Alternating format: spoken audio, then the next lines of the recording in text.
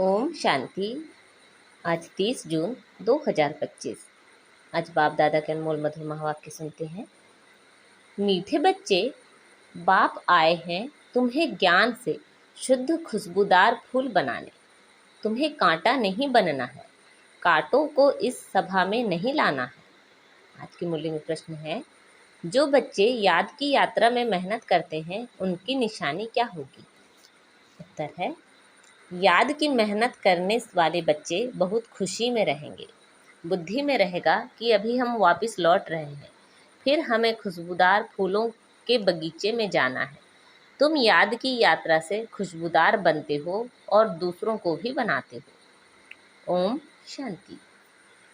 बागवान भी बैठा है, माली भी है, फूल भी है। यह नई बात है ना। कोई नया अगर सुने तो कहेंगे यह क्या कहते हैं, बागवान फूल आदि यह क्या है? ऐसी बातें तो कभी शास्त्रों में सुनी नहीं।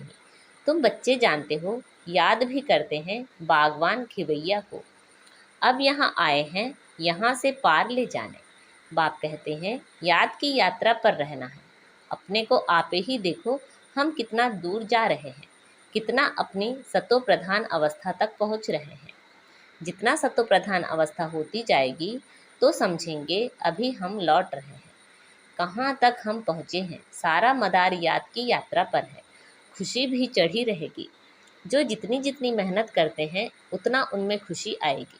जैसे इम्तिहान के दिन होते हैं तो स्टूडेंट समझ जाते हैं ना, हम कहाँ तक पास होंगे।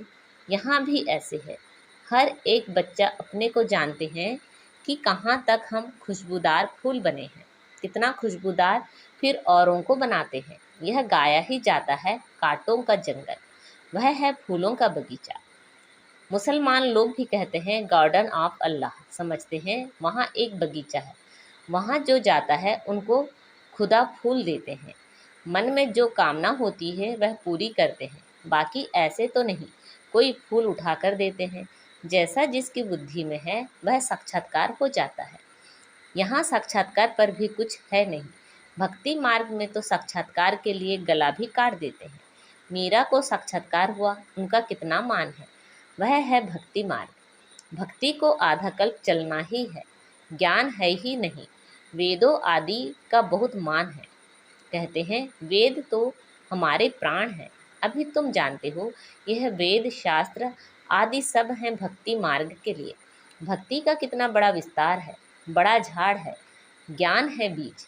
अभी ज्ञान से तुम कितने शुद्ध होते हो, खुशबूदार बनते हो। यह तुम्हारा बगीचा है। यहाँ कांटा किसी को भी नहीं कहेंगे, क्योंकि यहाँ विकार में कोई जाते नहीं। तो कहेंगे इस बगीचे में एक भी कांटा नहीं। कांटा है कलयुग में, अभी भी पुरुषोत्तम संगम युग। इसमें कांटा कहाँ से आया? अगर कोई कांटा बैठा है तो अपने को ही नुकसान पहुँचाते हैं, क्योंकि यह इंद्रप्रस्थ है ना। इसमें ज्ञान परियां बैठी हैं, ज्ञान डांस करने वाली परियां हैं। मुख्य मुख्य के नाम पुखराज परी, नीलम परी आदि आदि पड़े हैं। वही फिर 9 रत्न गाए जाते हैं, परंतु यह कौन थे यह किसी को भी पता नहीं। बाप सिर्फ कहते हैं मुझे याद करो। तुम बच्चों की बुद्धि में अब समझ है। 84 का चक्र भी अभी बुद्धि में है। शास्त्रों में तो 84 लाख कह दिया है।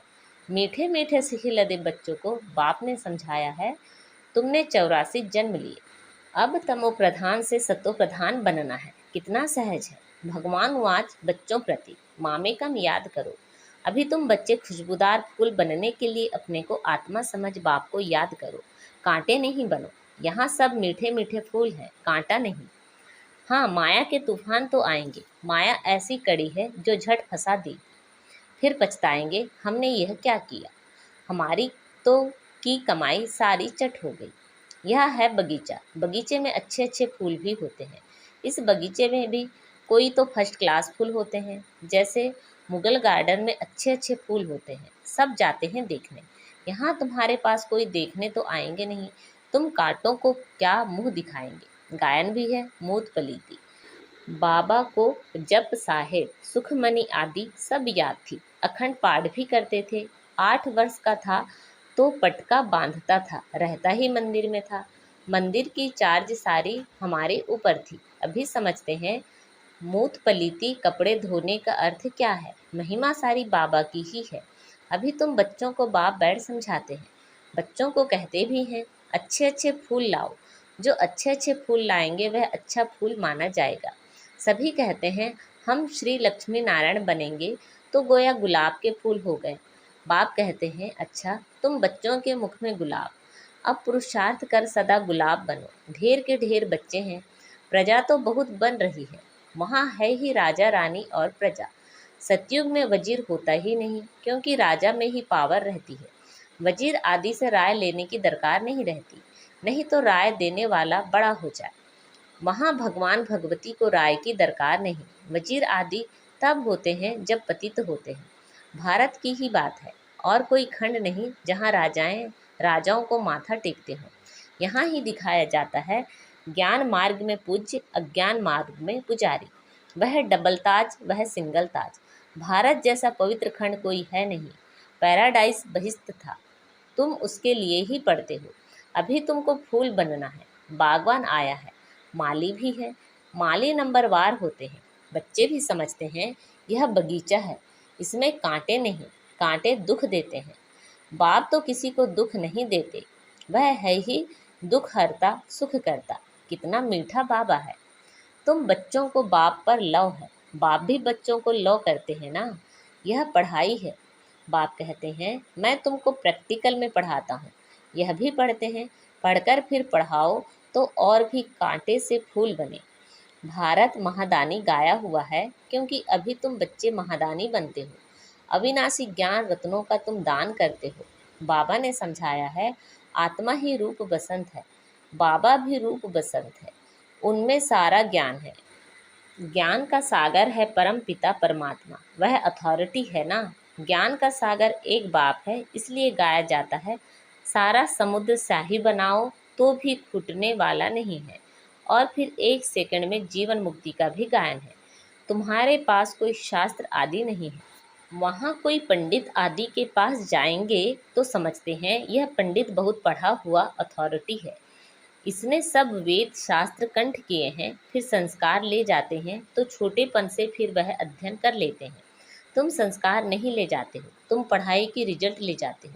तुम्हारी पढ़ाई पूरी हुई, फिर रिजल्ट निकलेगी और वह पद पा लेंगे। ज्ञान थोड़े ही ले जाएंगे जो किसी को सुनाएंगे। वहाँ तो तुम्हारी पढ़ाई है, जिसकी प्रारब्ध नई दुनिया में मिलनी है। तुम बच्चों को बाप ने समझाया है माया भी कोई कम शक्तिवान नहीं है। माया को शक्ति है दुर्गति में ले जाने की, परंतु उनकी महिमा थोड़े ही करेंगे। वह तो दुख देने में शक्तिमान है ना। बाप सुख देने में शक्तिमान है, इसलिए उनका गायन है। यह भी ड्रामा बना हुआ है। तुम सुख उठाते हो तो दुख भी उठाते हो। हार और जीत किसकी है, इनका भी मालूम होना चाहिए ना। बाप भी भारत में आते हैं, जयंती भी भारत में मनाई जाती है। यह किसी को भी पता नहीं कि शिव बाबा कब आया, क्या आकर किया। नाम निशान ही गुम कर दिया है। श्री कृष्ण बच्चे का नाम दे दिया है। वास्तव में बिलवेड बाप की महिमा अलग, श्री कृष्ण की महिमा अलग है। वह निराकार, वह साकार है। श्री कृष्ण की महिमा है सर्वगुण संपन्न। शिव बाबा की यह महिमा नहीं कहेंगे। जिसमें गुण है तो अवगुण भी होंगे, इसलिए बाप की महिमा ही अलग है। बाप को अकाल मूर्त कहते हैं ना। हम भी अकाल मूर्त हैं। आत्मा को काल खा नहीं सकता है। आत्मा अकाल मूर्त का यह तथ्य है। हमारा बाबा भी अकाल मूर्त है, काल शरीर को ही खाते हैं। यहाँ अकाल मूर्त को बुलाते हैं, सतयुग में नहीं बुलाएंगे, क्योंकि वहाँ तो सुख ही सुख है। इसलिए गाते भी हैं दुख में सिमरन सब करे, सुख में करे ना कोई। अभी रावण राज्य में कितना दुख है। बाप तो स्वर्ग का मालिक बनाते हैं, फिर वहाँ आधा कल्प कोई पुकारते ही नहीं। जैसे लौकिक बाप बच्चों को श्रृंगार कर वर्षा दे, खुद वानप्रस्थ अवस्था लेते हैं। सब कुछ बच्चों को देकर कहेंगे अभी हम सत्संग में जाते हैं, कुछ खाने के लिए भेजते रहना। यह बाबा तो ऐसे नहीं कहेंगे ना। यह तो कहते हैं मीठे मीठे बच्चों, हम तुमको विश्व की बादशाही देकर वानप्रस्थ में चले जाएंगे। हम थोड़े ही कहेंगे खाने के लिए भेजना। लौकिक बच्चों का तो फर्ज है बाप की संभाल करना, नहीं तो खाएंगे कैसे। यह बाप तो कहते हैं मैं निष्काम सेवाधारी हूँ, मनुष्य कोई निष्काम हो न सके, भूख मर जाए। हम थोड़े ही भूख मरेंगे, हम तो अभोक्ता हैं। तुम बच्चों को विश्व की बादशाही देकर हम जाएं विश्राम करते हैं। फिर हमारा पाठ बंद हो जाता, फिर भक्ति मार्ग में शुरू होता है। यह अनादि ड्रामा बना हुआ है जो राज बाप बैठ समझाते हैं। वास्तव में तुम्हारा पाठ सबसे जास्ती है, तो इजाफा भी तुमको मिलना चाहिए। मैं आराम करता हूँ तो तुम फिर ब्राह्मण से भी मालिक, विश्व के मालिक बनते हो। तुम्हारा नाम बड़ा होता है। यह ड्रामा का राज भी तुम जानते हो। तुम हो ज्ञान के फूल, दुनिया में एक भी नहीं।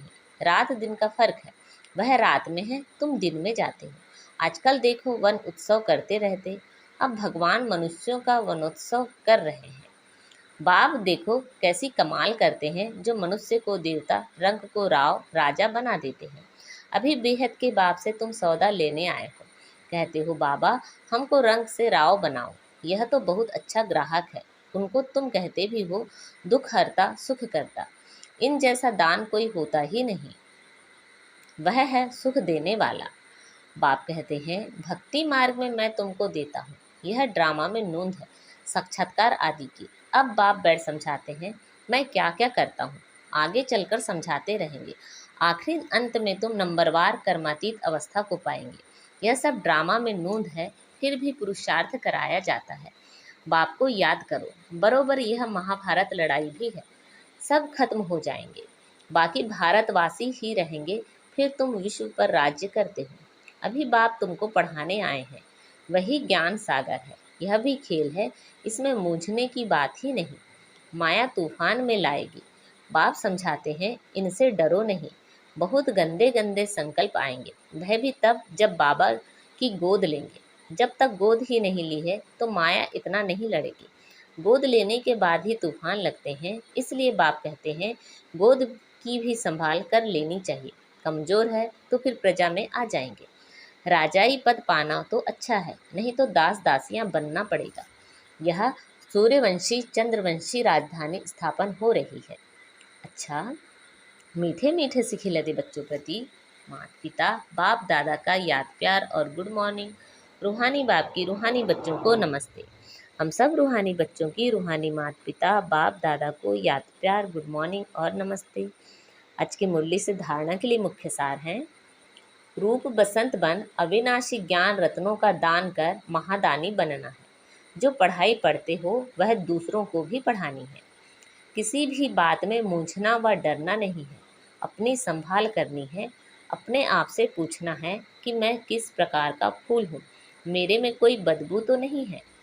आज बाबा ने हमें वरदान दिया है, दृढ़ संकल्प द्वारा कमजोरियों रूपी कलयुगी पर्वत को समाप्त करने वाले समर्थी स्वरूप भव। दिल शिकस्त होना, किसी भी संस्कार व परिस्थिति के वशीभूत होना, व्यक्ति का वैभवों के तरफ आकर्षित होना, इन सब कमजोरियां रूपी कलयुगी पर्वत को दृढ़ संकल्प की अंगुली देकर सदाकाल के लिए समाप्त करो, अर्थात विजयी बनो। विजय हमारे गले की माला है। सदा इस स्मृति में समर्थी स्वरूप बनो। यही स्नेह का रिटर्न है। जैसे साकार बाप ने स्थिति का स्तंभ बनकर दिखाया, ऐसे फॉलो फादर कर सर्व गुणों के स्तंभ बनो। आज का स्लोगन है, साधन सेवाओं के लिए है, आराम पसंद बनने के लिए नहीं। अच्छा, अव्यक्त इशारे। आत्मिक स्थिति में रहने का अभ्यास करो, अंतर्मुखी बनो। जैसे एटम बम एक स्थान पर छोड़ने से चारों ओर उसके अंश फैल जाते हैं, वह एटम बम है और यह आत्मिक बम है। इसका प्रभाव अनेक आत्माओं को आकर्षित करेगा और सहज ही प्रजा की वृद्धि हो जाएगी। इसलिए संगठित रूप में आत्मिक स्वरूप के अभ्यास को बढ़ाओ। स्मृति स्वरूप बनो तो वायुमंडल पावरफुल हो जाएगा। अच्छा, ओम शांति।